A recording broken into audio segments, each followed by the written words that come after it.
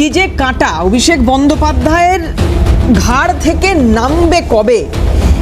কারণ যে কণ্ঠ উনি দিয়েছেন বা দেননি সেটা নিয়ে একটা বিস্তর জল্পনা কথা ইত্যাদি চলছে। কেন বলছি এই কথাগুলো? কারণ আজকে মহামান্য কলকাতা হাইকোর্টে যা হয়েছে সেখানে অভিষেক বন্দ্যোপাধ্যায়ের অস্বস্তি বাড়ছে বলেই মনে করা হচ্ছে। কারণ 15ই জুলাই তাকে দুপুর 12টায় এই ম্যাজিস্ট্রেট আদালতে হাজিরা দিতেই হবে, আর কোনো উপায় নেই, এড়িয়ে যাওয়ার কোনো জায়গা নেই।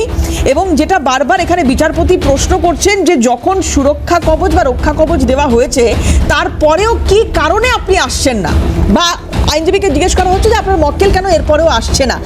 ফলে এখন এই মামলাটি, যেটা আরেকটি যে মামলা অভিষেক বন্দ্যোপাধ্যায়ের তরফ থেকে করা হয়েছিল সেটাকে তুলে নেওয়া হয়েছে। এবার 15ই জুলাই অভিষেক বন্দ্যোপাধ্যায়কে হাজির হতেই হবে কণ্ঠস্বর বা ভয়েস স্যাম্পল টেস্টের জন্য।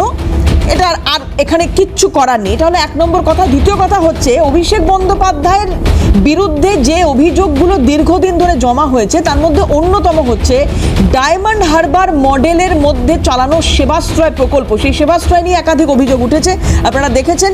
নতুন করে সেগুলো না বললেও আজকে যে কথা সামনে আসছে সেটা হচ্ছে এক মহিলা যিনি ট্রিটমেন্ট করাতে গেলেন তার পাটাই বাদ চলে গেল এই সেবাশ্রয়ে গিয়ে। এর এফআইআর দায়ের করা হয়েছে অভিষেক বন্দ্যোপাধ্যায়ের বিরুদ্ধে।